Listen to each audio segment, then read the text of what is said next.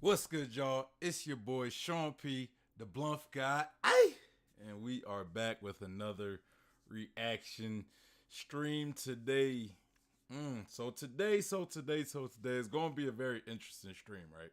At least for me, right? At least for me, because today we are talking about my favorite character in One Piece, Mihawk, right? Mihawk. Yes, that's my favorite character. I know a lot of people, y'all got different favorite characters. Mihawk's kind of a under the radar character, but Mihawk is probably the reason what like you know that early hump of One Piece that most people go through where it's like, you know, you just got to get that one part that hook you into One Piece, right? A lot of people act like it takes like 50 episodes, 100, 500 episodes to get good.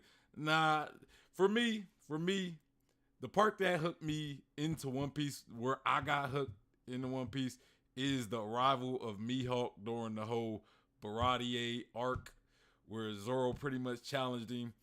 Bruh, I mean, the man came through from the Grand Line on a small boat. I don't even know how he came from the Grand Line, like came through Reverse Mountain on that small boat. You know what I mean, safely, but he did somehow, right? So yeah, But anyway, y'all know that Mihawk's pretty much my favorite character. If you watch it, you could tell by the my art design choices for the channel and everything for my brand. Heavily Mihawk inspired, right? So when I seen this vision or when I seen this video from YouTuber Parvision, right? From Parvision, uh, if you watch this channel, I've done reaction streams to Parvision before. I think one or two. I don't know if I've done a lot, but I've done like one or two reaction streams from Parvision. And I seen this video from Parvision. I was like, you know what? I have to react to it because I gotta see what he's talking about. I gotta see what he's saying about Mihawk. Supposedly, it's this big secret. I don't know, you know. But before we get into that, before we get into the video in Parvision and everything, first let me say make sure you guys hit that like button. Subscribe if you're not subscribed and hit that bell for notifications so you know when I go live. Also, follow me on Instagram, Twitter, and Facebook. And if you are looking for a One Piece community to be a part of, we have the One Piece Discord and the One Piece Facebook group. The Discord is the best place to send me videos you guys want me to react to. And the community's also building. It's also growing, right? It's also growing. You know, we had things like voice chats, events and everything. I'm you know, I'm probably going to start doing more contests for the Discord and slash the YouTube. So again, make sure you guys join the Discord. Join the Discord. Also, the link to this video will be in the description box with all my social media links as well, right? So yeah. Today's video is from Parvision. Go show Parvision some love. Go like the video as well, right? Matter of fact, we got Parvision in the chat. He says, haha, you should check out the Amatsuki video that's after this one. And then he says the Mihawk vid is One Piece madness and a lot of fun, and the Amatsuki video is crazy for post 1053 stuff. Excited to see your reaction, bro. Thank you. Shout out to Parvision, and I really appreciate you stopping through the stream and giving some words, right? As far as the Amatsuki video, it looks like you said it's related to a lot of posts chapter 1053 stuff. I haven't read chapter 1053. I won't until Sunday till the official drops. So that'll be one of those videos that I will definitely have to check out later, right? I'll have to check out after I finish chapter 1, after I read chapter 1053, and I'll definitely check it out next week. I'll check it out sometime next week. Oh, so and we got man, it's a Tono or is it Atten of Yorokobi. Shout out to Atten. He says, I hope I said that right. I hope I said that right, man. Don't kill me if I said that wrong. He says, I'll one up the Mihawk theory. Zoro is a plant. Creds to TOPT, Discord, and Par. He says Zoro is a plant. I'll have to hear something more about that thought you had. Then we have Rabbit Head 14. Oh, I'm seeing some new guys. He says, yo, Mihawk vid nice. Yeah, Rabbit, man. I had to hop on this video when I seen Parvision drop the Mihawk video. I'm like, bruh, I gotta talk that now.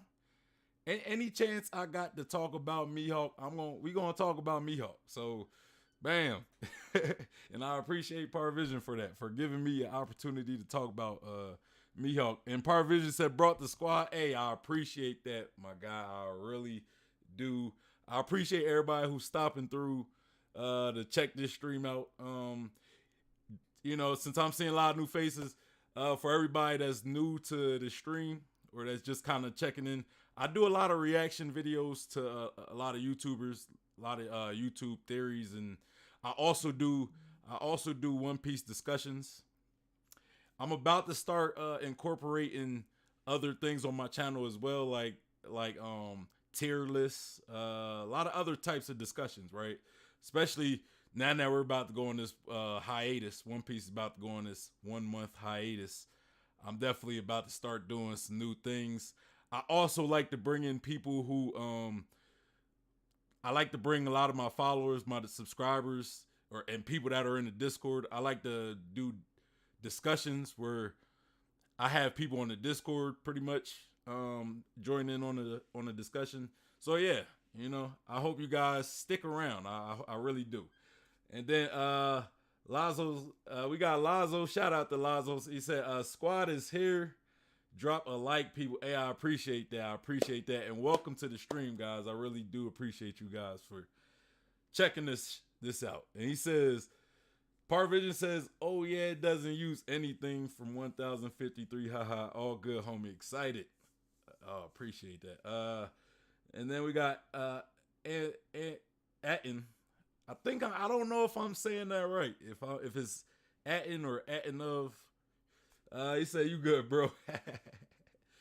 And then he said, Parvision said, this is going to be fun. And Rabbit Head says, haven't seen a Parvid reaction. I'm excited to see the reaction, man. Hey, I'm glad you guys are here. So I don't want to waste too much time. But yeah, you know, I just kind of want to put this disclaimer, you know, before for this stream. I'm a Mihawk fan. Plain and simple. I'm a Mihawk fan. Y'all, if you guys see my my art design for the channel, it's, you know what I mean, it's clearly Mihawk inspired. So there we go. And then Lazo said, call him Atten. Okay. Or appreciate that. Appreciate the correction. But let's get into this video. I don't want to waste much more time, right? Also, for everybody, go show Parvision love. The link to this video is in the description box, so y'all make sure y'all go to his channel, like the stream or like the video. Go check out his other videos. You know, go check out the other videos. And he says, yeah, just a ton. Or a ton. Okay, a ton. Appreciate that. Let's get into this video though. I'm excited. We talking about Mihawk today, baby. Let's go.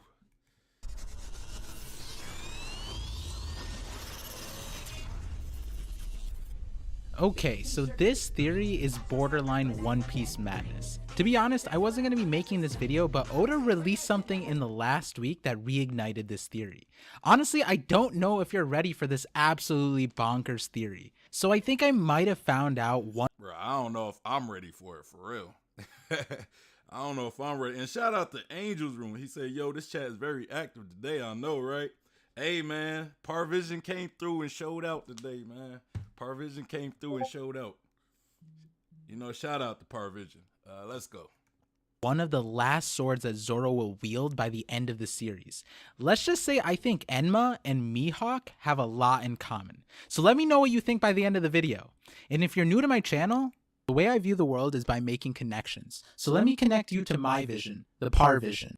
Okay, so let's talk about swords. Yes, I had a sir. lot of videos talking about this concept, from my Devil Fruit Boats Float video to the Cursed History video. We know a One Piece concept that's actually tied to swordsmen, that all objects have a breath. All objects are essentially alive. We even found out that the Zoan devil fruits have a will. We also see that inanimate objects can become sentient through eating these devil fruits. But we have also seen inanimate objects becoming pseudo-sentient, and if you're forgetting what I'm talking about, it's Mary. The Going Mary was literally a ship that had such a strong will that it could manifest a visual spirit that Usopp was able to see, and then on top of that, in a single night was able to restore itself into a usable previous state. And on top of that, we have seen that it could speak to people besides Usopp.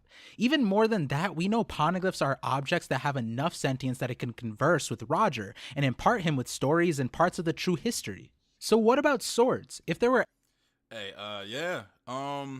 The breath of all things, definitely.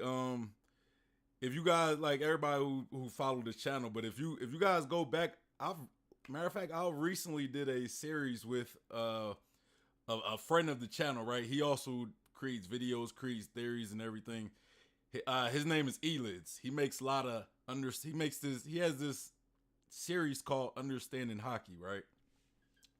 And me and him, we actually pretty much kind of rewatched all of his videos on stream, and we talk a lot about the breath of all things and objects having wills and you know how that kind of is connected with the breath, right? The breath of all things. It's almost like wills. It's like saying if it has a breath, it has life, right? So yeah, I'm glad. It's interesting you bring this up, though. It's interesting you bring this up, especially after we just pretty much finished the whole Understanding Hockey revisited series. So yeah, let's get back to it.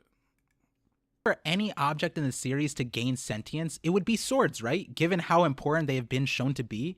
I mean, we've already seen a form of a sentient sword. Two variations, actually. Funkfried, a sword that ate an elephant fruit, and Napoleon, Big Mom's sword homie that can turn into a sword from a hat. Which, by the way, tinfoil hat theory, the straw hat might be able to do this, but I'll save that madness for a different video. You saying the straw hat, the Luffy straw hat might be able to pull out like a sword, kind of, or like have some type of sentience about it? Because I don't think it's a stretch to say that straw hat could have a will of its own, right? Like have a will, you know. It definitely has a history behind it that we haven't really gotten. You know, we know that Shanks had it. We know that Goldie Roger had it. What if Joy Boy and Nika had it as well? You know, even though I was watching a theory yesterday about Joy Boy or Luffy being Joy Boy. I don't know. It was a video from O'Hara, so you know y'all had to go check it out. It's a little confusing to say, but it made sense after he put everything together. What you guys talking about? Lazo says, by the way, Par love your intro. Yeah. Par has a dope intro. I like it too. Now I feel as though I gotta get a dope intro, man. I feel like I'm underdoing it right now. He got this dope ass intro, and I'm sitting here with a dry ass intro. And then we got Jorosaurus says, "Yo, am I on time? Yes, you are. We just started the video." And then Parvision said, "You can show the whole video if you want. I won't copyright you." I think that's something to do with my settings. I don't know. I had to go back. I had to go into them. But I kind of do leave it like it is for copyright reasons, so I don't really like go and change it. But yeah, my bad about that, man. Then y'all leaving. And Angel said, voice of all creation, all the things could also allow you to hear inanimate objects as well. Yeah, yeah. And then Parvision said the Straw Hat, the MC of the show, not gonna lie. It pretty much kind of is, if you think about it. You know, it's the most memorable thing. You know, everybody called Luffy Straw Hat and not Luffy for the most part, you know.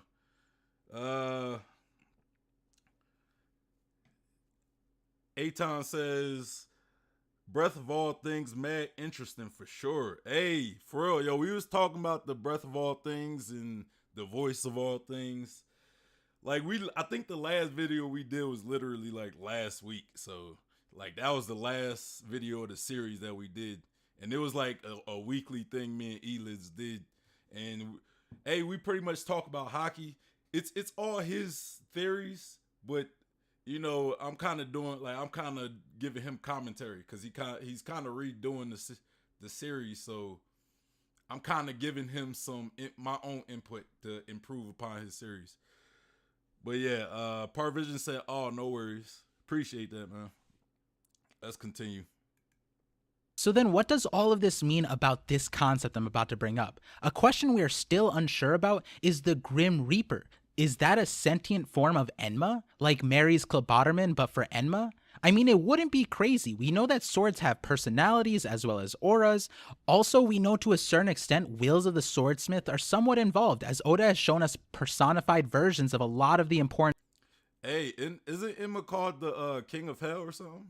Like, something related to hell, so I don't think it's a stretch to think that Grim Reaper, like the Grim Reaper was kind of a manifestation of the sword, you know, like I don't know what you call it, like a materialization of the wills of the sword, I guess. So it could be, but we never really got no explanation of that, and I hope we get an explanation of the Grim Reaper, but I don't know if we will. You know, maybe Zoro was just literally dead. I don't know. Maybe he was dead for a short period of time. Swords in One Piece, and at least with Enma, we see that it resembles the creator of the sword, which was a young Kozaburo. We also know a few more things about swords. Apparently, a school of swordsmiths presumed to be the Kitetsu school can place curses on their swords, which are now better understood to be marks of a strong sword rather than a curse, which is usually a connotation for a bad thing. We also know that swords can be turned black, which is something I want to talk about in this video, but before that, the other thing we do know is that, well, two things tied together. We learned that a sword can also have a special ability. Enma specifically is a sword that can automatically exude a wielder's haki, which we don't know of any other sword that has an attached ability to it. So given that, I will have a separate video about Zoro and Enma soon. That being said, the last important thing I want to bring up is that as we know, certain swords like Enma and the Sandai Kitetsu can test you. We already know of Sandai's iconic test back in Logtown, but focusing more on Enma's test. Enma's test for Zoro was nearly so difficult that Zoro could have died from the test. That is how difficult a sword's trial can be. I kind of want to make a comment on when you talk about like the swordsmith, right, and creating these swords with these wills, these cursed swords. I kind of have a theory on that. I mean, it's not solely my theory, right? Like, it's kind of a theory that I came up with. Eliz, like I keep bringing him up, but it's kind of part of the understanding hockey conversation that we had it.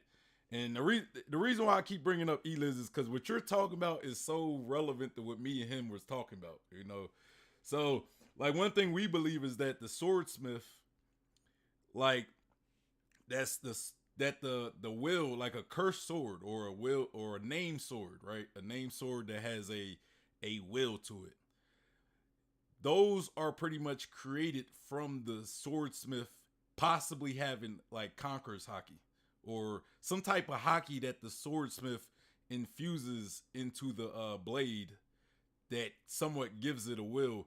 And then as far as creating a black blade, that is more on the swordsman with haki, like possibly armament haki and conqueror's haki. We don't fully know how black blades are created, but I believe it's possibly a combination of armament hockey and conquerors hockey, right? Like the armament hockey, we know that you could blacken a blade with armament hockey because we've seen like Zoro do it before in Dressrosa against Pika when he pretty much coated his sword in armament hockey, but it doesn't stay black, right? So I think it's staying black has something to do with like using your conqueror's hockey kind of to infuse, I guess, to impose your.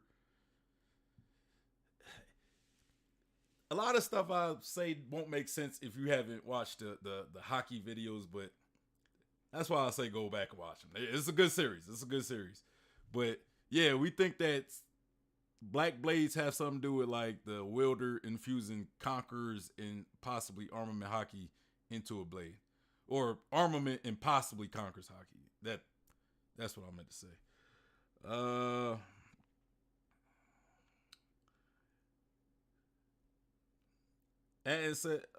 Aiden says Zoro got lost in hell.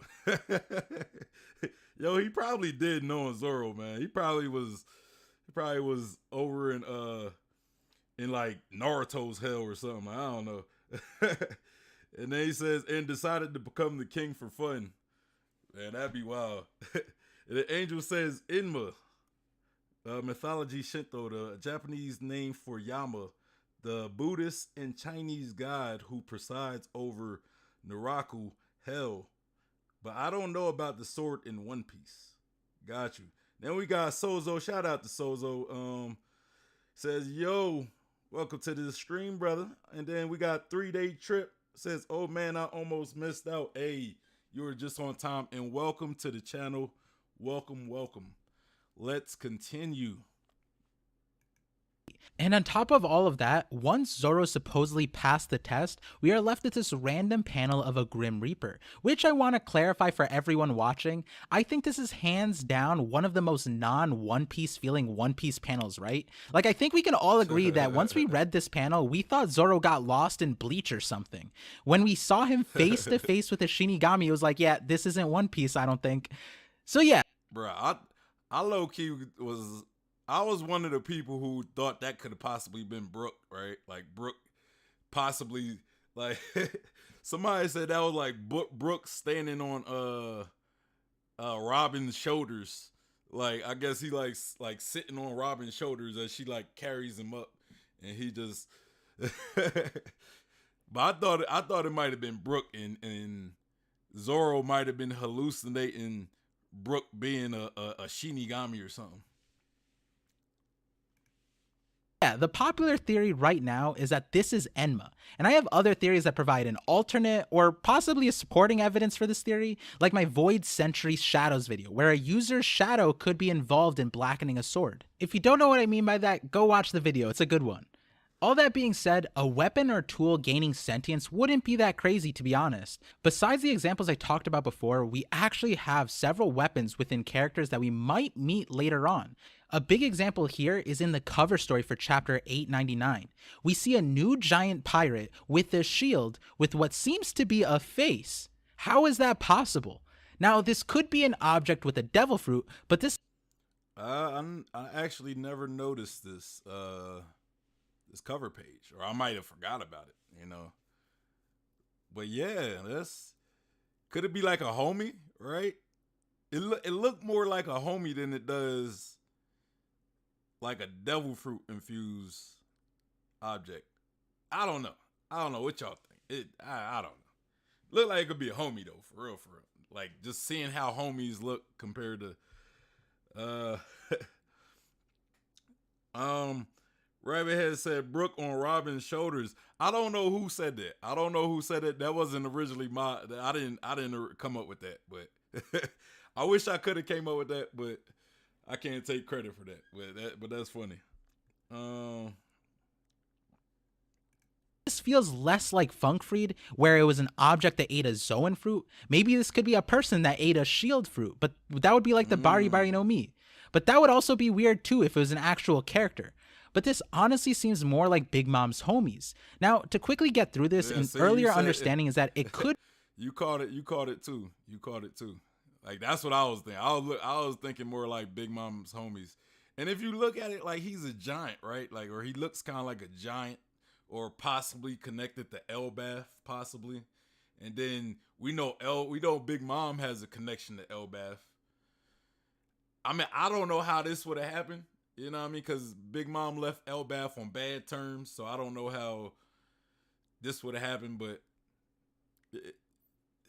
it looks more like a homie, if you ask me. It looks way more like a homie. Could be a homie left by Mother Caramel, as she had ties to the Okay. Giants, but we were unsure of how the Soul Fruit homies work. Would they pass away when That makes more sense. Mother Caramel passed away? We do know that Pandora, the homie she made, doesn't seem to exist with Big Mom. The other option could be that Big Mom maybe gifted this shield homie to the Giants to get on their good side while trying to marry off Lola to Loki. But I want to think that this is a shield that has enough willpower to gain sentience, not too different from a starfish that believed it was human and then became human. For those of you who don't remember, that's the backstory of Papag, the starfish. And so I think that might be a little different though, right? Because I think a starfish has enough sentience to possibly have some type of desire or will compared to like a shield that would be inanimate, you know. So I don't know. I think it'll be. I could believe the starfish doing that, but a shield. I mean that's one special shield if it's like could have a strong will and not be like sentient whatsoever. That's a strong shield, but 3-day trip said this is the best. Love the reaction to Parvision madness. Always so fun. Let's continue. maybe it's a stretch, but you know what? It's not the only weapon we have seen that has sentience. We also have a whitebeard pirate, Rakuyo, who has a chain mace that also is alive, and it has a face, and it can bite people when thrown. And not just that, it bit Kizaru. And it moves like a snake on top of that. It seems like we might get in the future an under... Oh, yo, I'm sorry. I heard that. My thing don't come across my... Hey, man, shout out the 3-day trip, man. Appreciate the subscription. Hey. See, I need to have like something grand for new subscribers, man. Hey, shout out the 3-day trip. I really do appreciate that, man. Really do appreciate it. Understanding of how to insert what seems like a soul inside of an object, but also how objects can gain sentience on their own. There's so many objects that have been kind of preparing us for this concept, starting even with Vegapunk.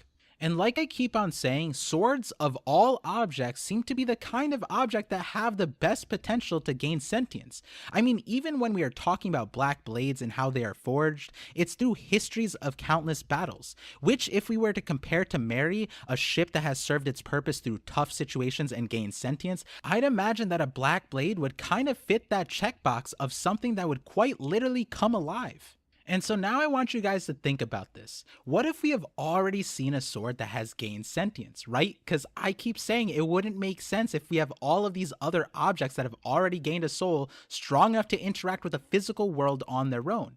Maybe we have seen someone that, like a black blade, was forged through countless battles, but also goes around challenging people in what seems to be like an aimless adventure to find someone that could qualify as a certain title. If you're a Parvision viewer, you probably already know where I'm going with this. If you're new, I just want to preface this that this is One Piece madness. I know this will sound crazy, but hear me out. It might be that the world's strongest swordsman is actually the world's strongest sword man, meaning Mihawk. Yes, Dracul Mihawk is actually a sentient sword, which would... Man, somebody dropped the explosions. Man, this now the party started, man. Now the party has started. This is there's Mihawk being a sword. I never heard that one. I never heard that one. Hey, I gotta hear the explanation because it's a wild theory so far right now. This is a wild theory. Mihawk being so. Would you say like Yoru, right? you might explain this, so you know you don't have to answer this in the chat because you're probably going to talk about it. But I'm gonna ask a question before you answer it because you're probably going to answer. I'm thinking, is Yori like part of Mihawk, or are they like is like, would Mihawk be kind of the extension of Yoru, or will Mihawk be a separate sword wielding the sword, right? Because I'm sitting here thinking Mihawk being the sword, I'm kind of thinking of like Daz Bones right now, Mr. One, right? How he was actually a sword, but he ate like a devil fruit sword, right? He ate a sword devil fruit, right?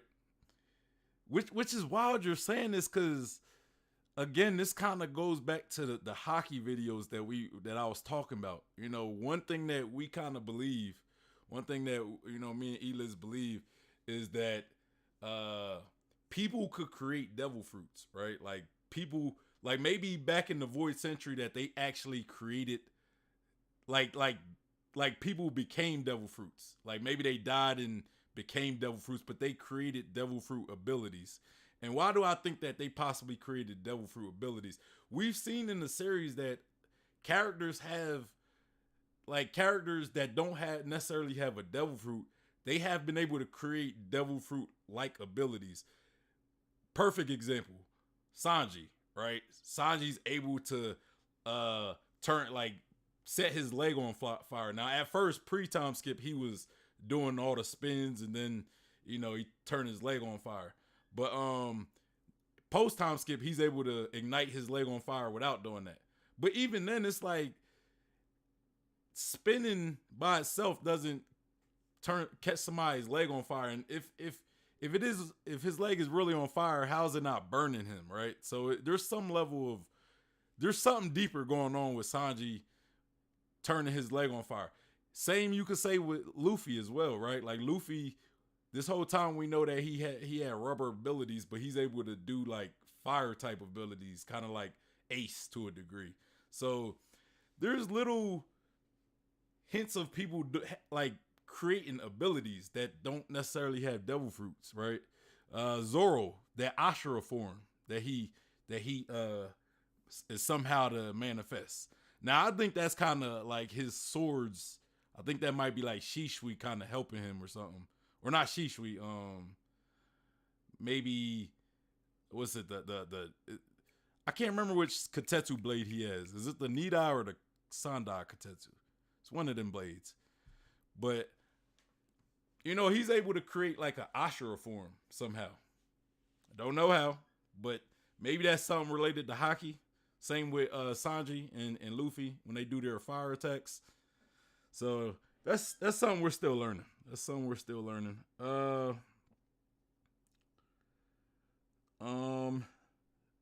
man, I done lost. I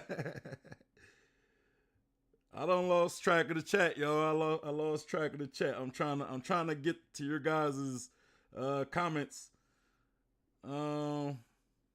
Rabbit Head says, don't underestimate the voice of all things, man. It works on both animate and inanimate objects.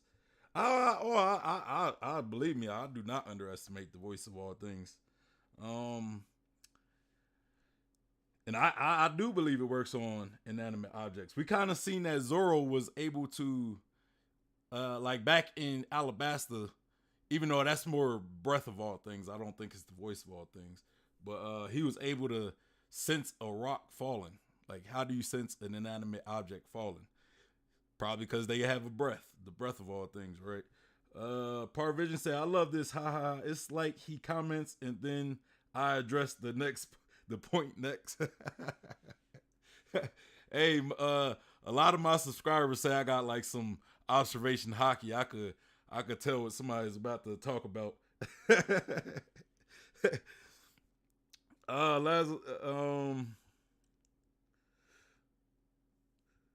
Adam says, I love the sword man stuff. And shout out to Adam. Welcome to the chat. He says, worship, worships.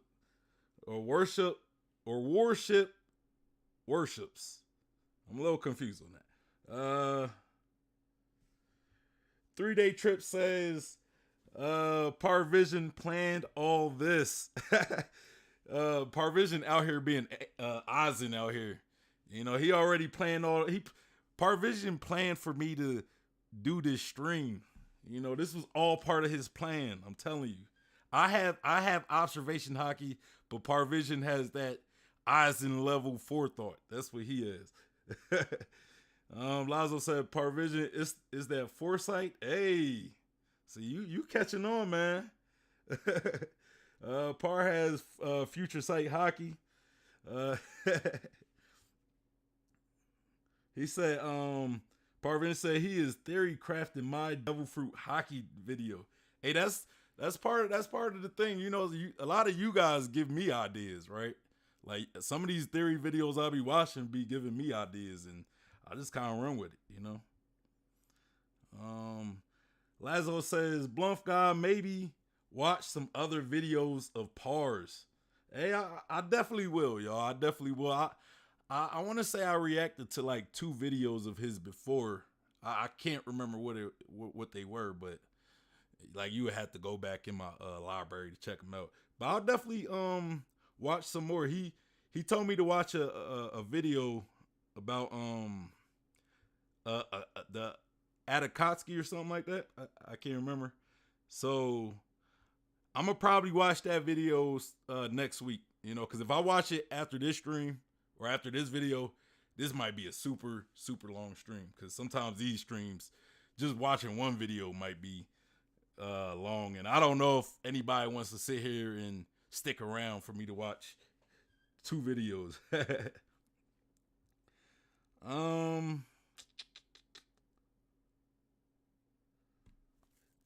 Parvision say, yeah, what the fuck? He understood this from this video.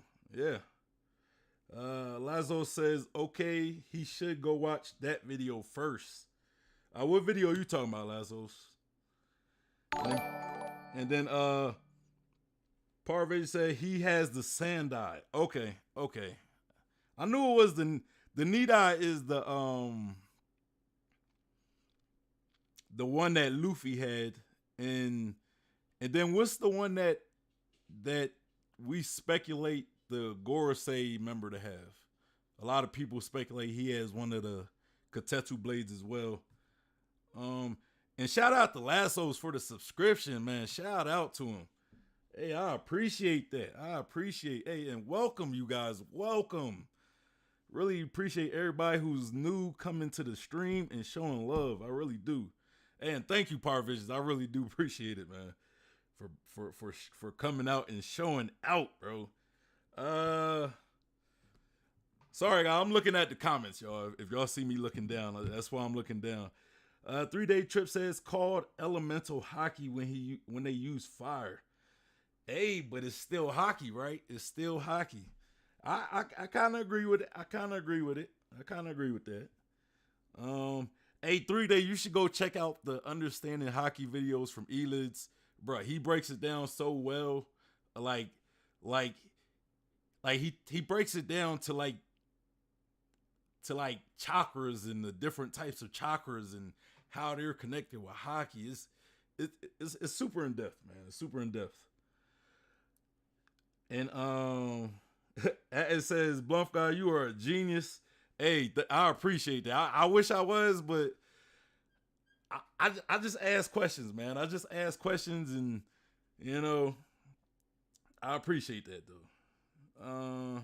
Let me get back to the video. I'll catch back up to the chat. I just don't want to stay from the video too long. Let's get to it. Which would make a lot of sense given that his supposed title is the world's strongest swordsman, and we have seen some extremely powerful swordsmen to the point that we have a lot of the community debating whether he is a fraud. And I made a video previously about how the double-layered eyes indicate that Mihawk might be the person with multiple wills inside him, or is someone that has conquered another soul, or is possessed by something. Hey, I'm glad you brought that up, man. The double ringed eyes, because I've been sitting on this theory, right? I've been sitting on a theory that I just haven't really fully fleshed out yet. So I'm gonna kind of tell you guys here, since this is a Mihawk stream as well, but I haven't really done much research to talk on it. But I have a theory. I believe that Mihawk probably has one of the strongest masteries of observation hockey. And why? And I think those eyes are kind of like an awakening. Maybe not awakening, because I don't know if he awakened those eyes or if they're like some level, there's some type of some like a biological thing. Like, let's say it's like a clan part, kind of like Uchiha, how they're only Uchiha are really able to naturally get the Sharingan. Like maybe with Mihawk, he was born with those eyes. You know, maybe it's like a family thing, you know, a family trait. But if you look at Mihawk, right, or you look at all the characters in One Piece, most characters are based off of an animal, right? Like we have Doflamingo, he's based off of flamingos. Blackbeard's based off of a hippopotamus. Luffy is based off of a monkey. Correct me if I'm wrong. I'm pretty sure it's monkeys. Him being Monkey D. Luffy, right? Law, I think, is like a panda bear or a polar bear, one or the other. Kuma is a bear as well. So Mihawk is based off of a hawks, right? Like a bird, an eagle, a hawk, or, you know, and hawks and eagles have the best eyesight in the animal kingdom, you know, or one of the best, right? One of the best. And if you kind of translate that into One Piece terms, you know, we look at, when we look at hockey, which hockey kind of talks about like vision to a degree, like being able to see into the future, being able to see what's about to happen next, being able to see people's essence, you know, kind of like Fujitaro when he's able to see the people around him, but kind of like they look like spirits to a degree, right?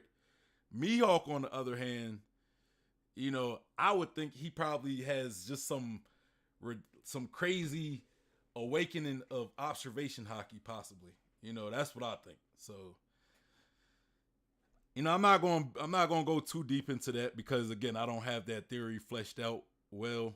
But I do believe Mihawk has like an awakening of observation that nobody else in the series, maybe if somebody else has those eyes, maybe like Eam, right? Because we see Eam kind of has like, Eam's eyes look similar as well. So maybe Eam has it as well.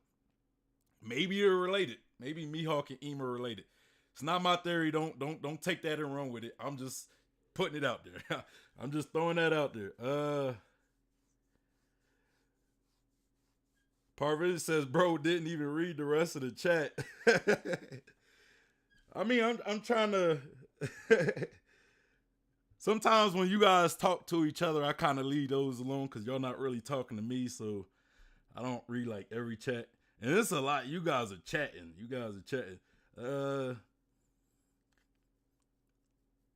And Parvision said, we agree, fam. And he says, say he has observation hockey, and we say he has observation hockey. That's true. I say it like right before you guys say it. And then Adam says, not going against the vid, I love this line of thought, but if Mihawk makes black blades and all that talk, why isn't his little dagger a black blade too?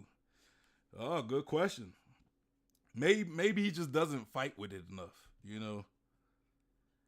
You know, because the way it was kind of like implied, I guess you have to fight with the sword constantly and imbue it with hockey constantly while you're fighting. So with that little steak knife that he uses against Zoro, maybe he just doesn't fight with it enough, like seriously fight with it. You know, matter of fact, when he was using it against Zoro, it was more of a troll, you know. So it was kind of like, look, you're not even worth my sword, so I'm gonna just fight you with this little knife, you know.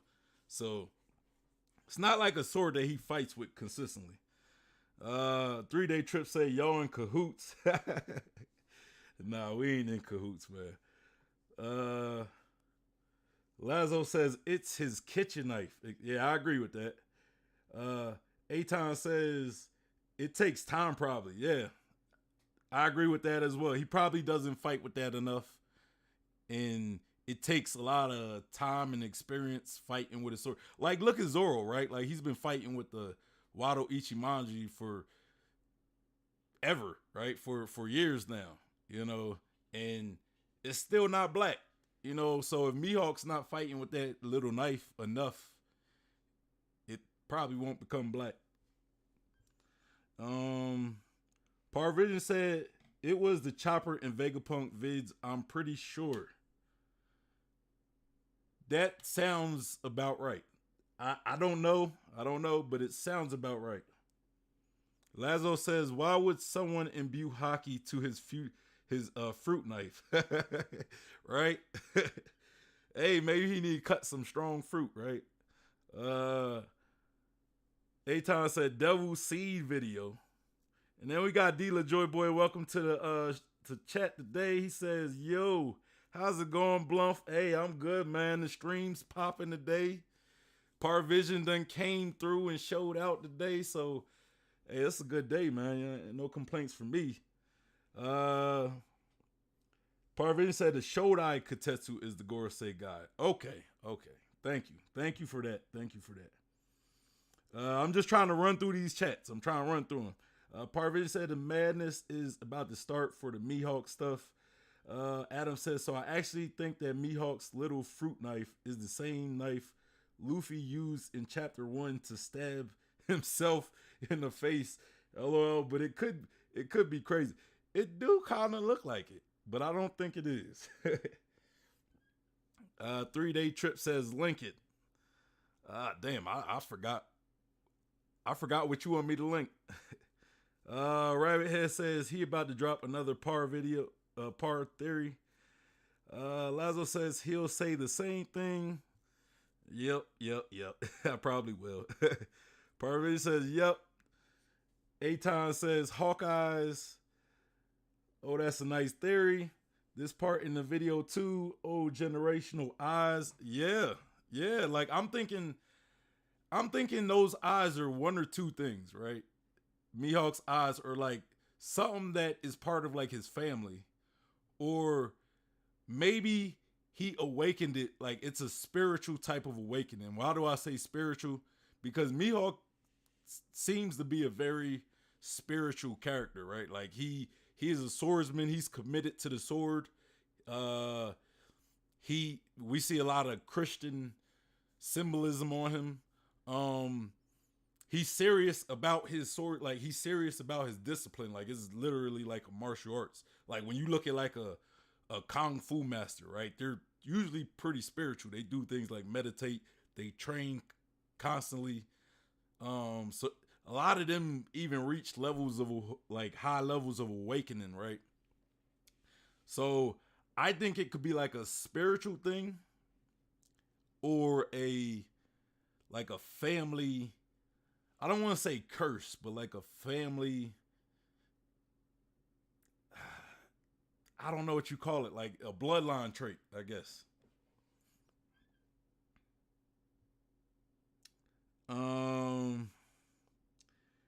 3-day trip said no, he going to trip out when he hears the answer from Par's vid. And then we got Nico in the chat. Welcome to the stream today, Nico. He says that's cool, damn, or that's cool, damn. The conversation continues, says Parvision. 3-day trip. That's pretty cool. Gecko Mardia. Boa Hancock. Yeah, Gecko is a gecko, exactly. And Boa's the snake, and her sisters as well. I'm trying to think, because I feel like I might have forgot a Shichibukai character. Crocodile.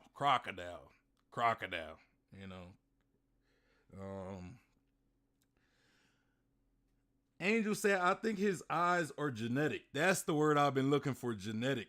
Because Oda drew how Mihawk's son would look, and he has the same eyes. Yeah, so it could be a genetic thing. 3-day trip said, Bluff God may be onto something. Maybe I am. Maybe I am. And then he says, double layer eyes, his observation awakening, very cool. it kind of leads me to the theory about Zoro when everybody says Zoro's eyes is closed, and they say, what if he awakens the Mihawk eye? But I don't know. I personally think Zoro's eyes are just it's a real scar. I don't think it's nothing special personally, but I'm always open to having my mind changed by a good theory. Lazo said, "Can swords have kids?" I don't think so. Maybe if a sword has like a human devil fruit, possibly, and or has like a zone type of devil fruit, and they can get pregnant by the animal that they had, like let's say Funkfried, right? Funkfried has a elephant devil fruit. Maybe if Funkfried did something, trying to keep a PG somewhat, did something with another elephant, but then again, Funkfried, we don't know if it's a man or a female, a male or a female, so maybe it can at least impregnate. I don't know. That's a good question.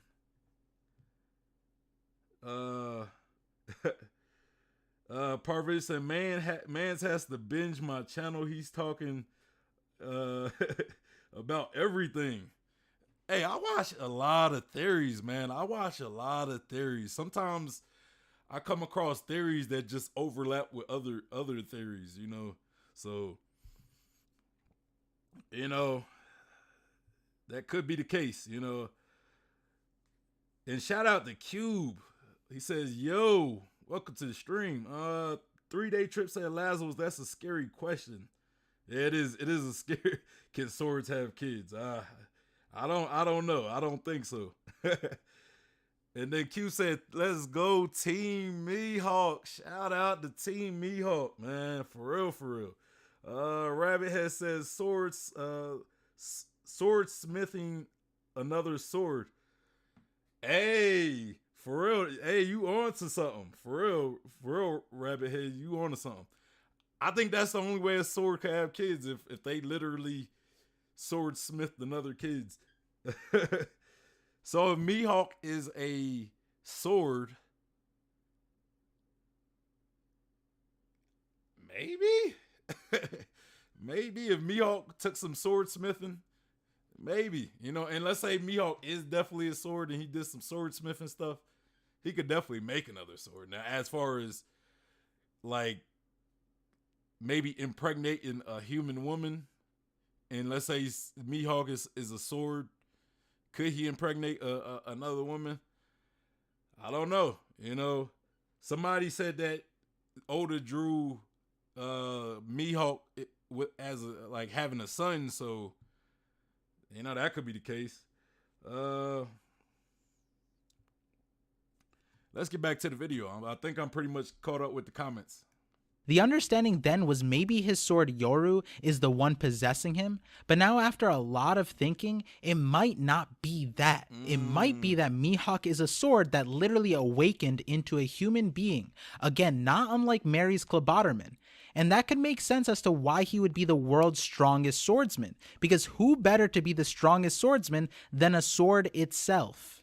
Now, I know by now there's probably a lot of thoughts racing, like, wait, we have seen Mihawk drawn as a kid. Yes, Oda drew the warlords as kids, but in my opinion, that could still fit. When we saw Mary's Cloboterman, it was a child. Maybe over time, the spirit would also mature. Then also, it might be possible that Mihawk was a sentient sword that started as a child and grew into the Mihawk we now know. Also, if Enma is showing something similar, then it is a literal Grim Reaper. It seems like the manifestation of the spirit can be extremely flexible. But there's a lot more to this that makes this all tied together. So let's go back to Enma real quick, because like I said before, Enma and Mihawk have a lot of things in common. Let's read what Kozaburo said in chapter 1033 together real quick. He says, "A great blade can see into you. It chooses only the swordsman who best suits it." Then we get Ippomatsu saying, "A sword chooses its wielder." And Zoro's inner monologue recognizing the situation and thinking, "It came to me. It chose me so it could test me." Okay, That panel is insane for this theory, because I think that literally just describes Mihawk. A great blade can see into you. Honestly, that makes it sound like blades can have observation hockey, and Mihawk is known to be one of the best observation hockey users in the verse, given his current epithet, but also what his original epithet was going to be as the clairvoyant. Oh, see, Now, exactly, and I do remember seeing that before, right? And that kind of plays into my idea that Mihawk has some like I don't know, like I'm not, maybe he's not the best observation hockey user. Maybe he just has an ability, like maybe his eyes just give him an ability that only those eyes can give, right? Like if you look at it, it says the Senragon almost kind of reminds you of Sharingan, right? So maybe with his eyes that could have been like it could have been like a genetic thing, or it could have been something that he awakened himself. Maybe maybe those eyes give him a special observation hockey that nobody else has access to, you know. At least that's my belief, right? Because I think man, like, come on, Oda can't just have these dope looking eyes and not do something with them, right?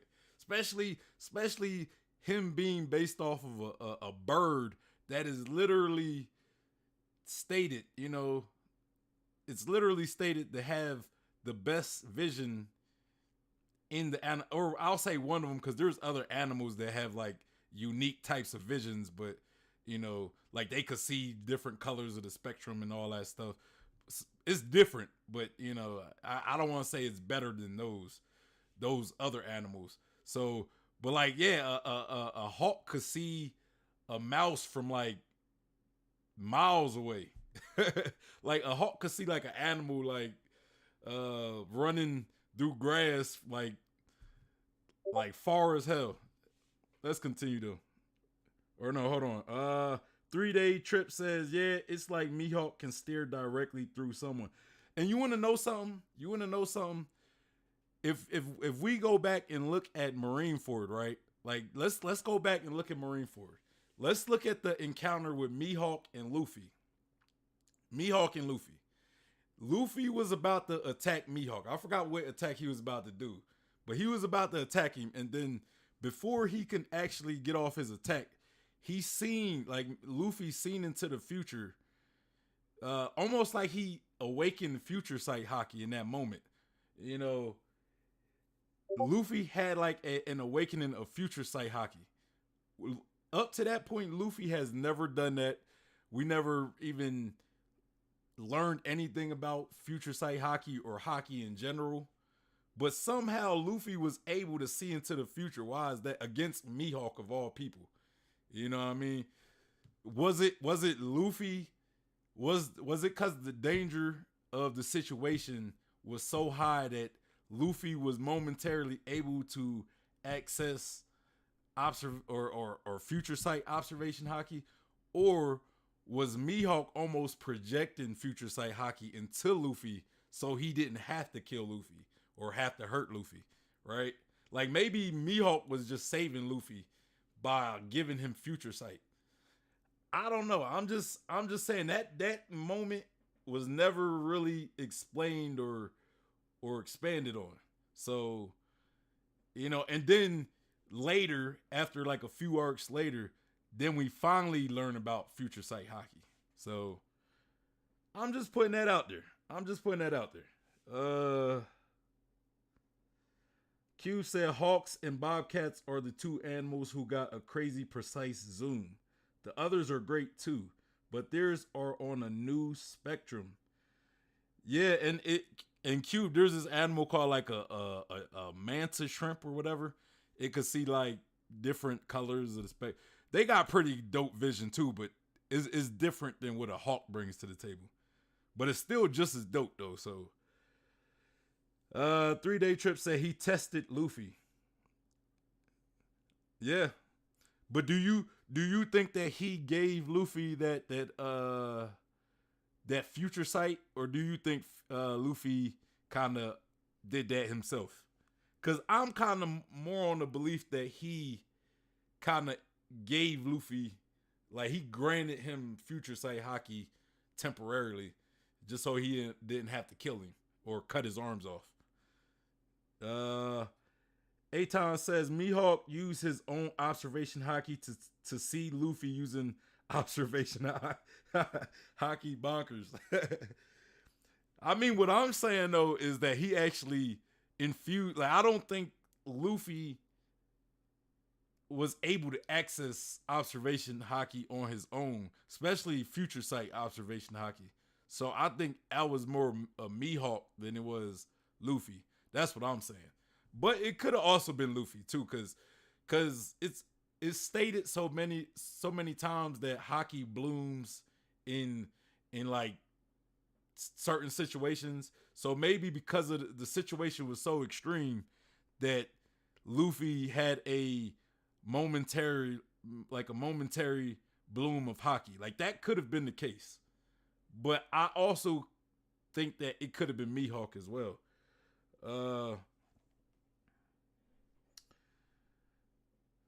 Rabbit Head says bonkers. Yeah, it is. 3-Day Trip says, I have heard that before, that he did give him that vision himself. That's what I believe, right? That's what I believe. And then Parvision says, Future Sight is a mutual thing. My observation Haki video is going in detail on that. Yeah, hey, I like that. I like the idea. I'm gonna have to check out your observation Haki video. So definitely when you after you make that video, send that to me. You know what I mean? You can send it to me in the Discord, or you could like DM me or whatever. Send it to me. I'll definitely react to it if you want me to. I'll definitely check it out. And shout out to Eliz. We got Eliz in the building, Mr. Understanding Haki himself. He says, do you remember 2 weeks ago I said the first display of observation could have been in the sword shop when Zoro sents Katetsu? I kind of don't remember that. But that I think there could be something to that, right?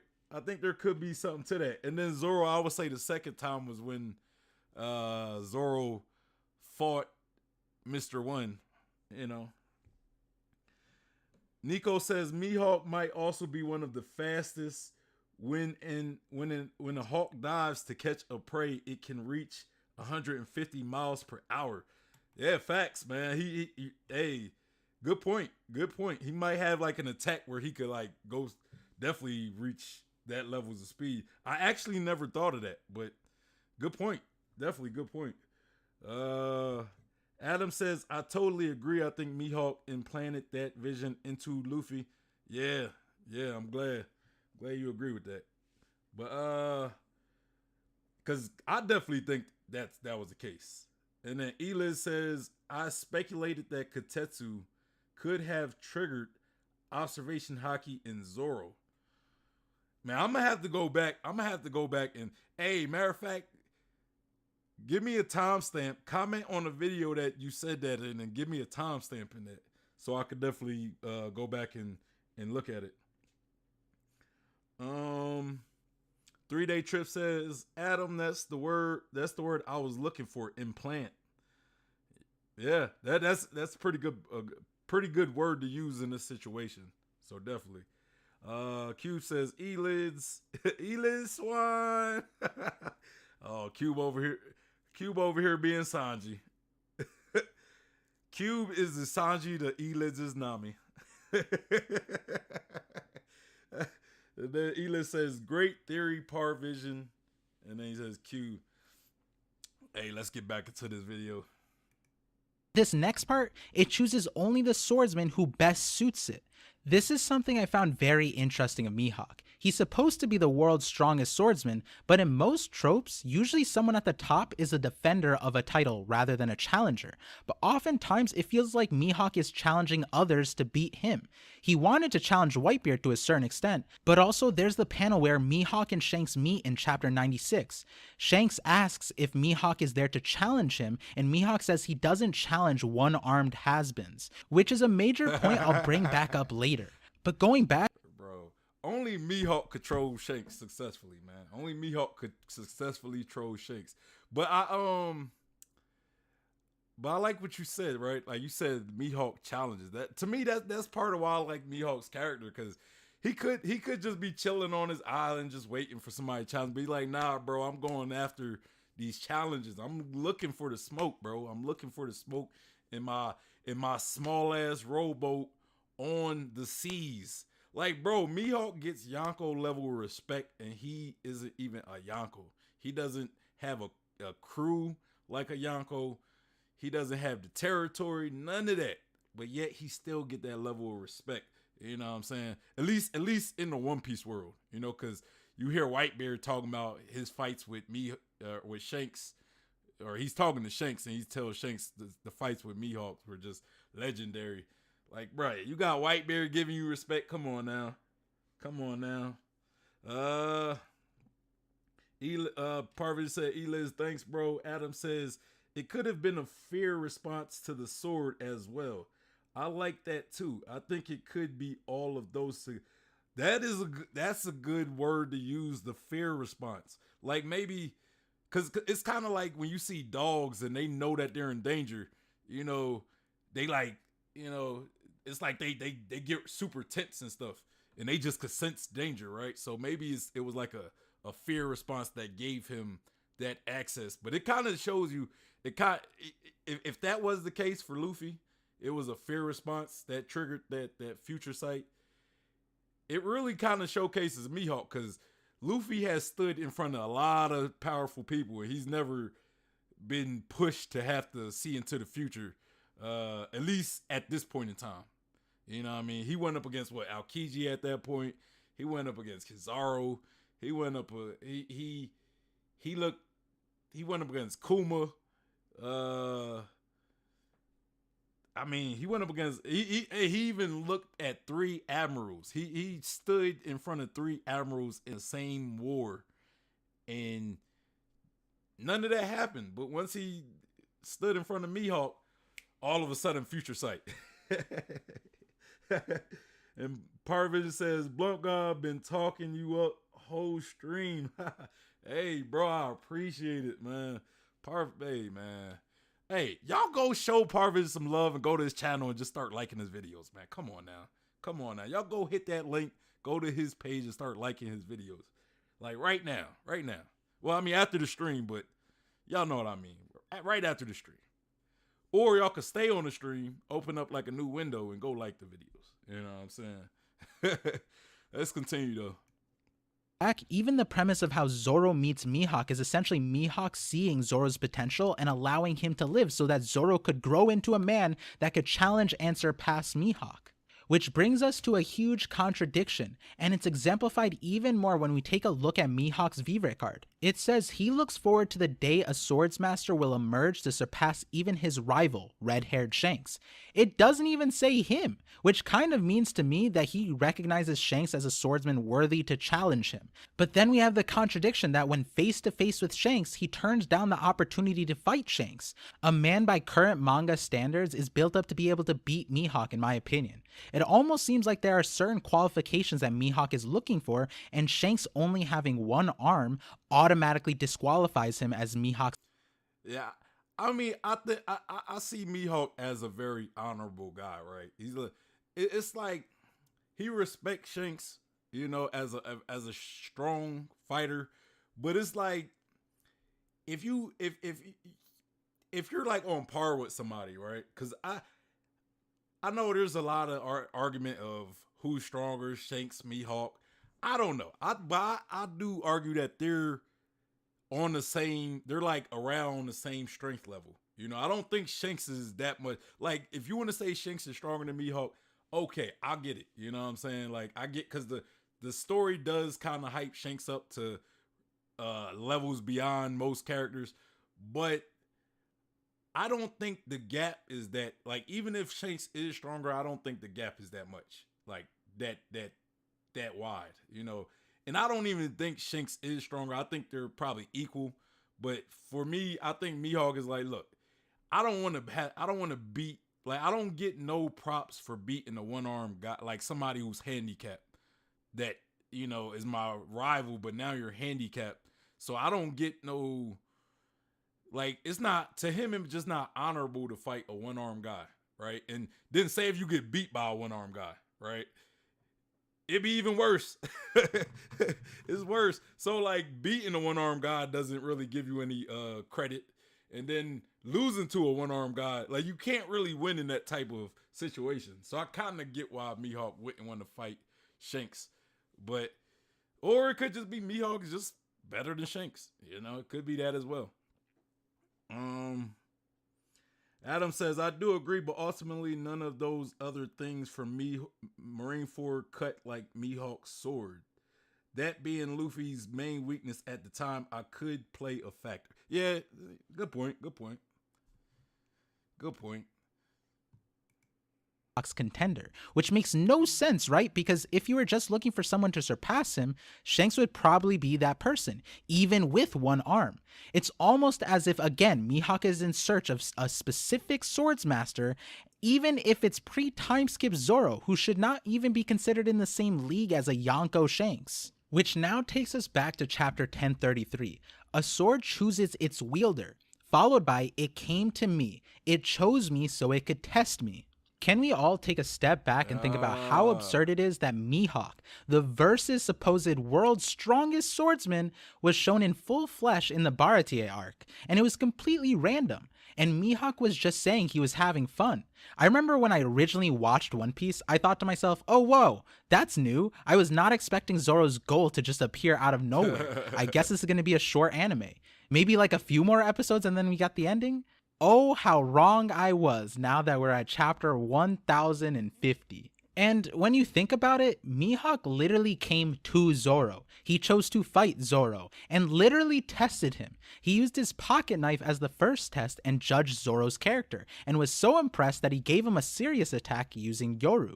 Honestly, in comparison to Enma, Mihawk actually scaled his test towards the user's power level, whereas Enma would have just sucked anyone dry of their haki. Then after giving Zoro his finishing blow that Mihawk said Zoro would survive, which is kind of crazy to think about, I wouldn't normally cut someone nearly in half and think, yeah, he'll live.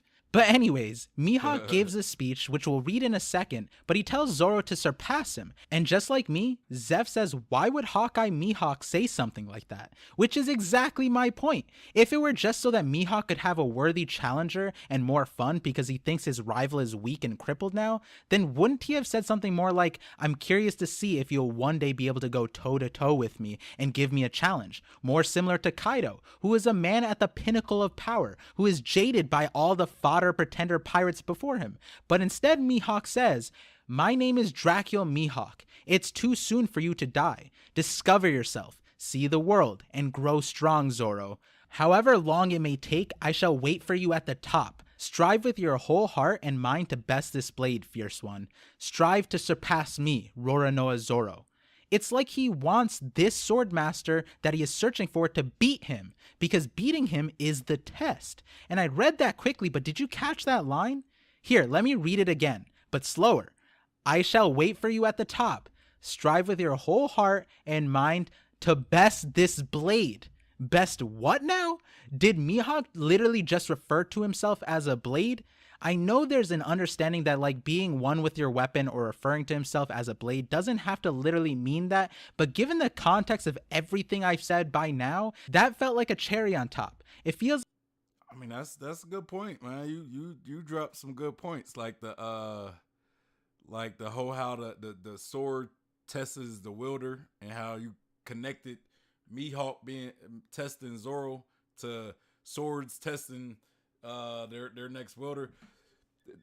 It's the question is because I believe that he is because he could be talking in this statement that you're pointing out now. He could be talking about Yoru, but maybe he is the spirit of Yoro. Like maybe Yoro, he is the manifestation of Yoro. You know what I'm saying? So it's kind of is giving me like a different perspective to look at Mihawk, right? Like maybe Mihawk is the living embodiment of his sword, right?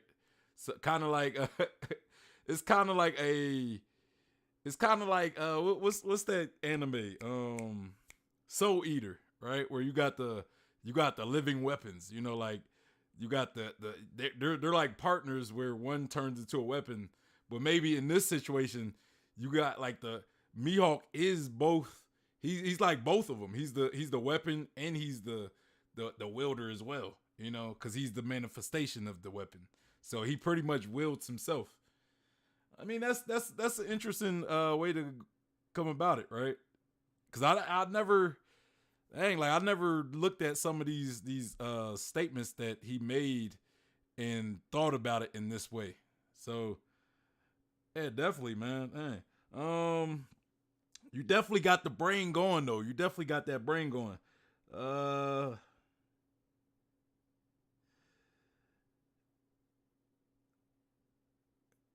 Angel says, or hold on, let me see. Adam says, I do agree, but ultimately none of those other things. Oh, I read that part. Angel said, Mihawk just better than Shanks. Look, I mean, I ain't gonna start that debate right now. I ain't gonna start that debate. I think they're about even. You know what I'm saying? I think they're about even. Who got the edge? Who has the edge? I don't know. I'm still waiting to see both of these guys in like some real action to really, you know, make that claim. You know, I think Shanks has a lot more going for him because he has a crew. He also has a title that people use to scale certain individuals. When Mihawk's title, I mean, you could kind of use his title as a way to scale him, but a lot of people like to just say, oh, well, it's just a title.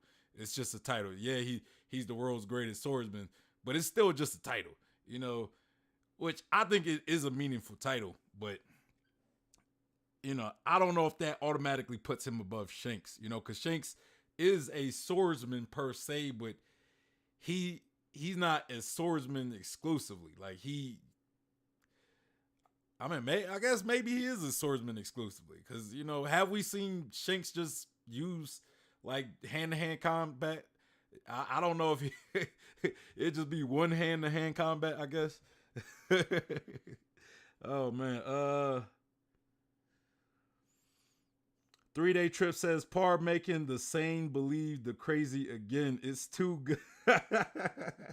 Look, man, look. If you watch my video, I don't like shit on nobody's theories.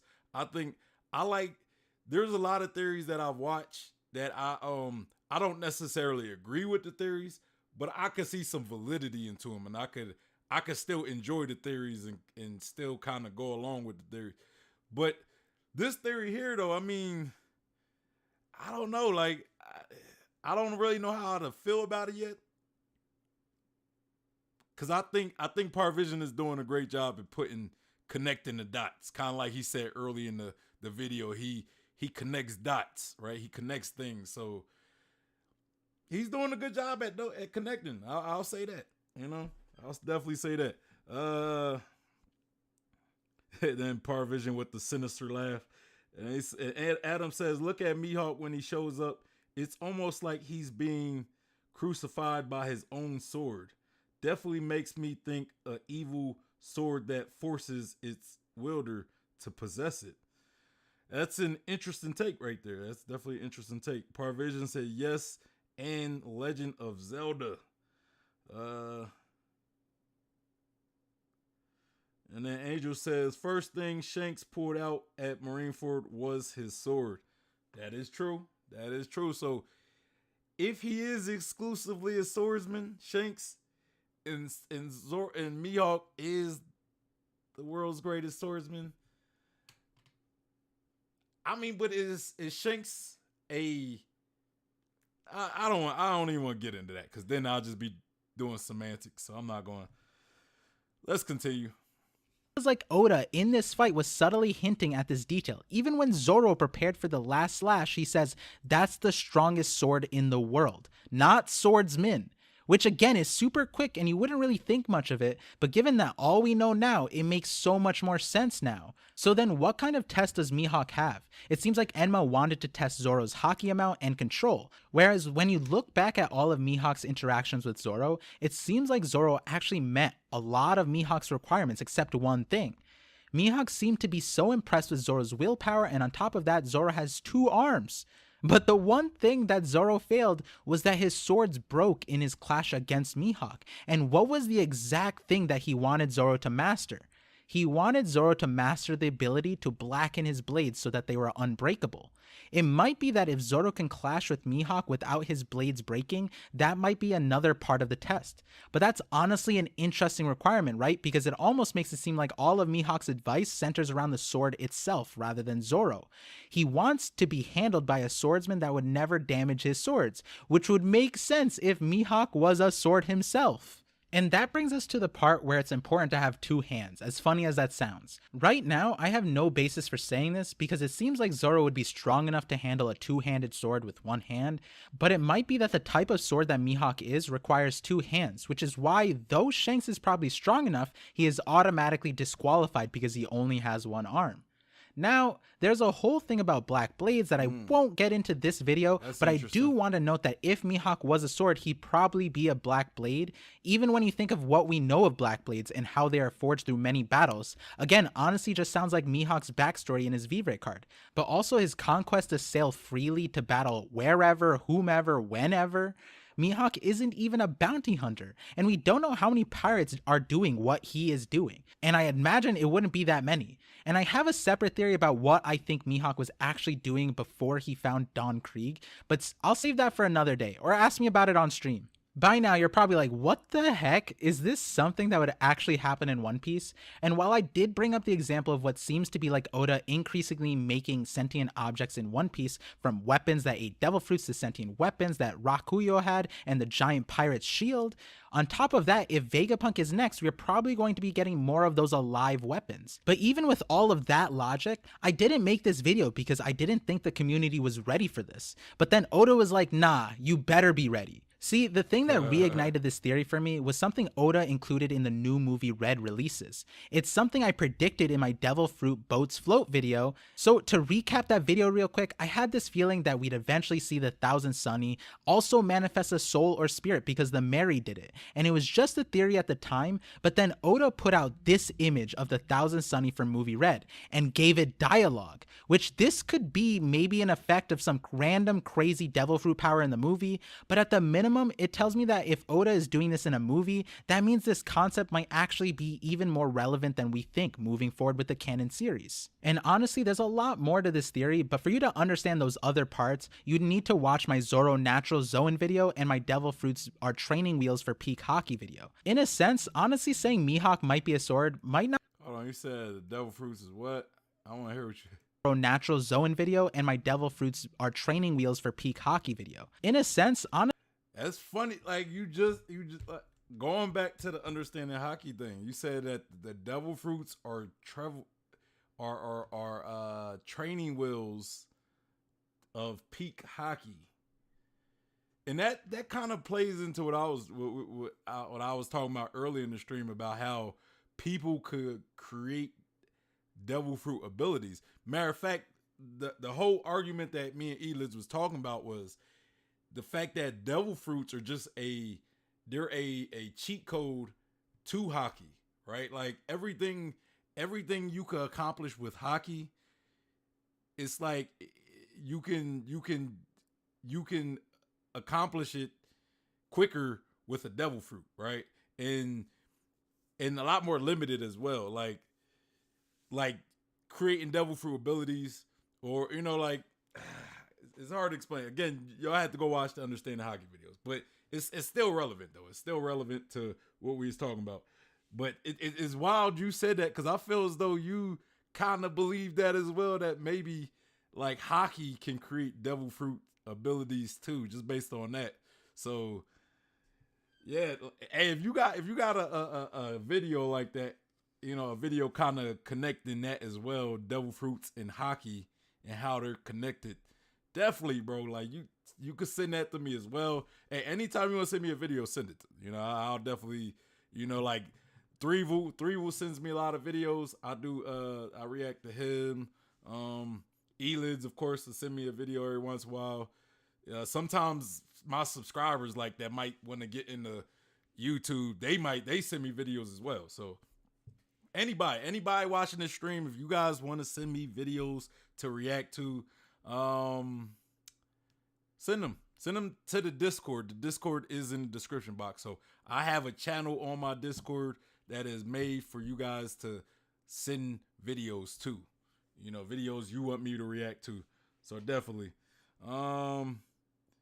I'll probably react to them in the order that I get them, you know, as well as I'm gonna probably start doing other things on this channel. I'm gonna start doing new things. So I might actually start cutting back on the amount of reaction streams I do, but I'll still be doing the reaction stream. So don't worry about that. And if you guys are sending me videos and you guys want me to react to videos, I'll definitely continue reacting to videos. So that's not going to stop. Adam says, not only that, Angel, in the manga, we only see Shanks hold his sword once, and it's with the right hand, like holding it like in place of a scabbard. Every time we've ever seen Shanks, even before Marineford, he's only ever held a sword with his right hand. I just think that it is something huge. All right, I'm curious where you're going with that. Parvision said, yep, that's why we freaked out. Haha. 100, I'll hop into the Discord. Hey, I mean, that's the best place to send me stuff. But for you though, you could send it to me on Twitter or whatever. It doesn't matter. I'll still check it out. But I kind of take my Discord, like the stuff people send me in Discords, I usually prioritize those first, you know. So, but yeah, let's continue. Honestly, saying Mihawk might be a sword might not be the craziest thing I've said amongst all of my videos when you take a look at it. But when you really think about it, and again for those who don't know, through the concept of semi-Kikon, so many things might be possible, and that might even be the basis for the devil fruit powers in the first place. And there is a devil fruit power that literally turns you into a sword or blade, that being Mr. One. And yeah, Zoro himself is not too far from that, given that he can use sword techniques with no swords. It's almost like the pathway to becoming the greatest swordsman is to become the greatest sword too. Also, another portion of this theory relates to whether an object can have haki. I low-key like that statement, man. Like, that was a pretty deep statement. The path to becoming the world's greatest swordsman is to become a sword, but it's like becoming one with your sword, right? So in order to become one with your sword, you got to become a sword too. So it makes sense. Yeah, it makes sense. It makes sense in a way. Let's continue. I think they can, given that, well, when Kozuburo described a sword, he kind of literally said a sword can look into you, which is observation haki.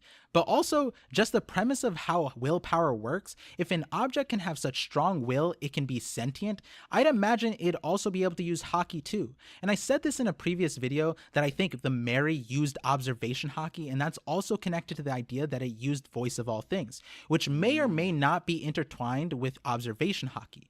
But the most interesting thing right now is that even now, Mihawk is not a confirmed conquerors, which is also supported by the fact that Zoro and Onigashima seems to have very little grasp of conquerors and how to use it, which you'd imagine that if Mihawk had it, he wouldn't be as lost about this power because Mihawk probably would have trained it. But either it wasn't necessary, which again would support that Mihawk is a sword theory, but then again, I'd imagine if an object could have conquerors, it would be an object that can turn into a person. So I'm not too sure about this detail. It will be interesting to see if Mihawk doesn't have conquerors. But And I kind of agree, like when you say that like swords or just like objects can have haki, I kind of agree with that. But I personally believe with swords, like stuff like the poneglyphs and swords, I believe like they're imbued with haki, right? I believe upon creation, the swordsmith, right? Because I believe in order for a sword to be cursed and in order for a sword to be cursed, or just a named sword to be like a high quality sword, because it doesn't necessarily have to be curse per se, but like the Wado Ichimonji, for example. It has a will, it has a strong will, but I think what they say about the curse swords are usually swords with they're usually picky swords. They're usually high quality swords that are super picky with who wields them. We're like the Wado Ichimonji is technically could be considered cursed because it has a will, but it's not really a problem child. It's not like picky. It's not like demanding of who wields it, right? So I believe those types of swords are usually like how they get their will, their curse is by the swordsmith. It's when the swordsmith makes it and put all that care and that attention and care into the sword and that love.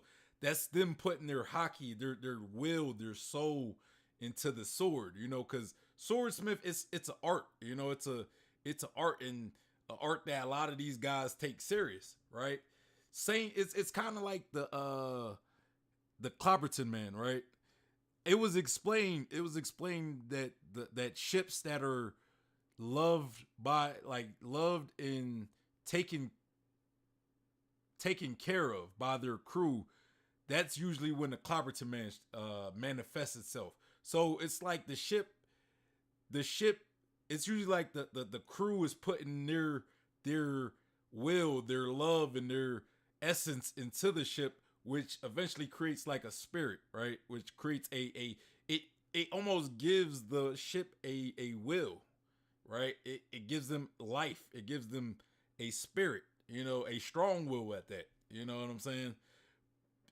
And I kind of relate that to swords, right? I relate that to swords. It's the will of the sword is it pretty much the inception of the will of the sword begins at the creation of it from the swordsmith. It's how much of the spirit does the swordsmith put into his work, right? That's what creates the will of the sword. And then the I believe the black sword, that's when it comes from the swordsmith. So the sword being cursed is the responsibility of the swordsmith. The sword becoming a black blade is the responsibility of a swordsman. At least that's my belief when it comes to swords. And I see Eliz in the chat. I know Eliz probably agree with me because we talked about this before.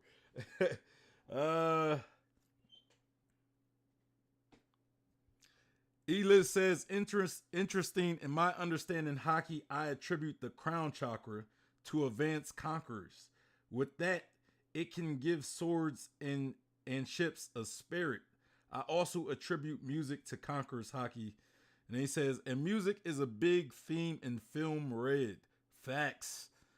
And then Eliz says, Parvision has a theory, my favorite of his, that centers around seed users. If you haven't reached yet or reacted yet, you should. Hey, like I tell everybody, send it to me in the Discord and I'll definitely check it out. You know what I'm saying? Adam says, not saying that it can't connect to crown chakra in some way, but to me, imbuing metal stone with a force would be mainly magnetics. Even in base form of like people searching for the poneglyphs. Yeah, Adams, and he says could be considered magnetism. Yeah, you talk a lot about magnetism, Adam. So I know what you mean, brother. Parvision said Eliz shot. Eliz said it's like my chakra theory, but gets straight to the point, aka doesn't take 3 years to go into how people develop devil fruit powers like me. Hey man, ain't nothing wrong with what you do, Eliz. Sometimes you need people. Sometimes you need people that get you straight to the point. Sometimes you need people to flesh things out. For what I mean. And then Angel says, "Great stream. I gotta go." Hey, shout out to Angel.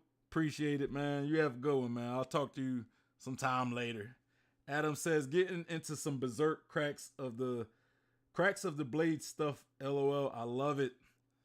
I still gotta watch Berserk. I know y'all don't hate me, y'all. I still gotta watch. Or I gotta read Berserk. I might have to read it instead of watching it. I hear a lot of bad stuff about the anime with the CGI and all that. Parvision said, Eliz, I don't blame you for trying to explain something so deep. It's not easy. Nah, it definitely ain't. People right now are ripping my elemental hockey, haha, but they missing everything. Yeah, a lot of people, they don't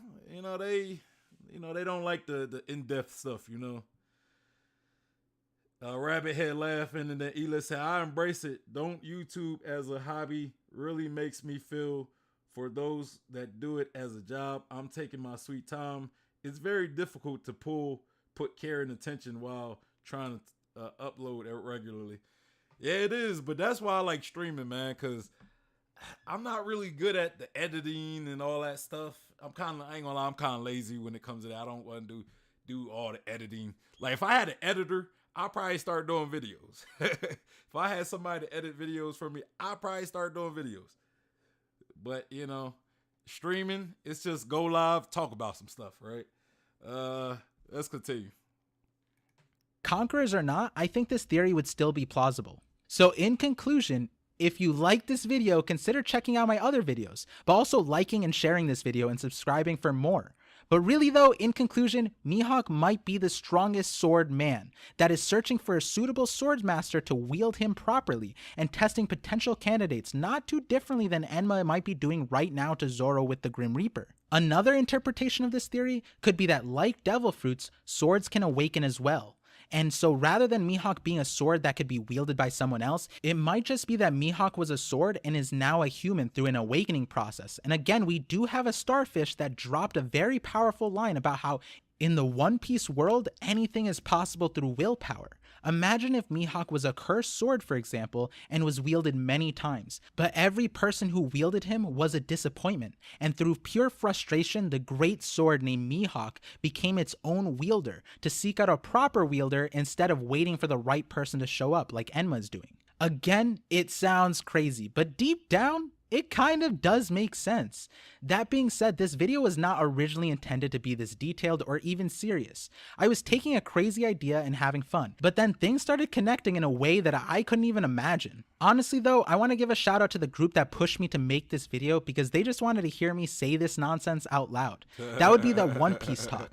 They are a One Piece podcast talk show, and I will link them in the description box below. They are a group of 4 friends, Larry, Sebastian, Lionel, and Lawrence, and they have a weekly episode talking about One Piece in a really fun way.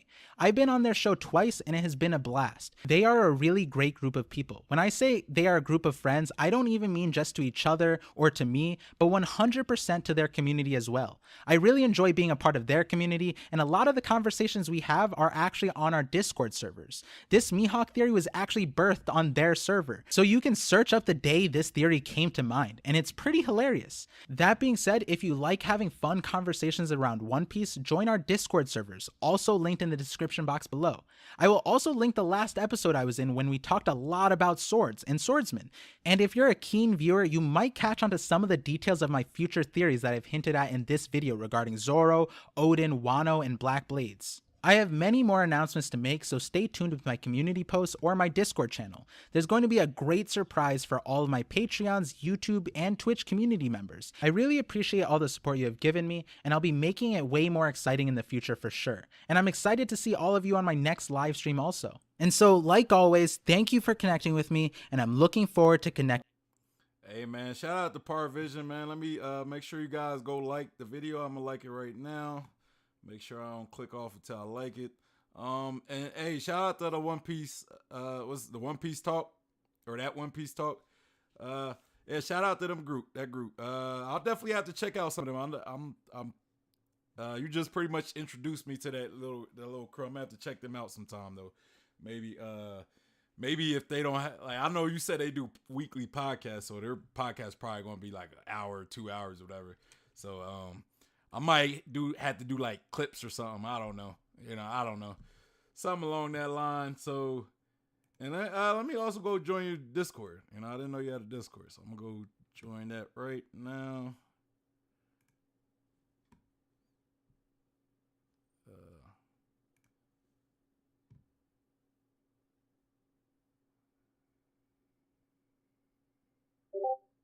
All right, bam, we in there. We in there. All right, so yeah, that was a good theory video. You know, I definitely enjoyed it. You know, I definitely enjoy it. You talk about Mihawk, so you know, I'll never pass up an opportunity to talk about Mihawk for real. For real. So yeah, like now I don't know if I believe he is definitely a sword. Like I don't know.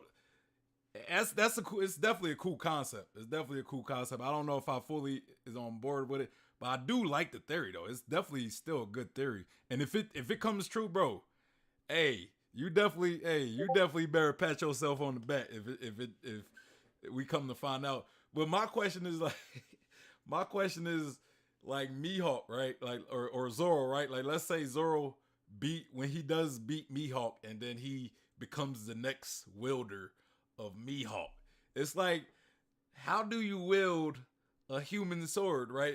Is Mihawk gonna be like a stand from like JoJo's Bizarre Adventure where he just kind of fights for Zoro, but he could kind of go a little further than just being like 3 feet from him, or not like being like right next to his stand. Like Mihawk is gonna basically be a stand.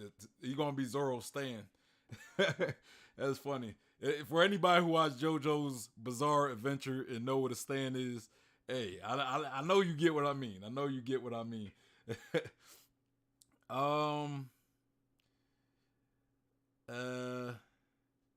Parvision said, "Love had to head to a wedding, bro. Thanks for watching. Love the conversation. Haha, they post clips too. Hey, I'll have to check out their clips. But I'm about to wrap this. I'm about to wrap this stream up anyway. But hey, I appreciate you stopping through, Parvision, and you know interacting while I react to your video. Hey, anytime you want me to react to something, just send it to me, man. I might not be able to react to it like right away, but I definitely try to react to everything people send me. You know what I'm saying? And yeah, I react to I also react to the chapters on the day that the official release. So if it's something to do with the new chapter and it's before the official release, I probably won't react to it till after, pretty much. And 3-day trip said, "This was fun. Loved your take on all this." Hey man, I really appreciate that, man. And I really appreciate you for subscribing, man. I really appreciate you guys for subscribing. I appreciate Lazos for subscribing. And anybody else who may consider subscribing after the day, I really appreciate it. You know what I'm saying? But hey, that was a really good video. I really did appreciate this. I really did enjoy reacting to this video. I really enjoyed this stream today. A lot of you came out and showed some love. You know, a lot of new people came out, showed some love. Parvision came out, showed some love, and he brought the funk with him. He brought the crew with him. So I really appreciate that. And you guys were wonderful. I really appreciate that. Let me get some shout outs. Let me get some shout outs before I wrap this up. Again, shout out to Parvision for the video and for coming through. Shout out to Aton Eurokobe. Aton Eurokobe. I want to say it's full. You know what I mean? I'm trying to give y'all your full shine. Shout out to Rabbit Head 14. Shout out to Lazos. Shout out to Gerosaurus. Shout out to JR Future. I don't think I ever shouted him out in the chat during the chat. I just seen him. But shout out to JR Future. Welcome to the stream. Shout out to Angel's Room, of course, as always. Shout out to 3-day trip. I don't know if I already shouted you out, but again, shout out the 3-day trip. Man, it's a lot. Shout out to Nico. Shout out to Nico. I'm trying to find people I haven't shouted out just yet. Shout out to Adam, of course. Shout out to Adam.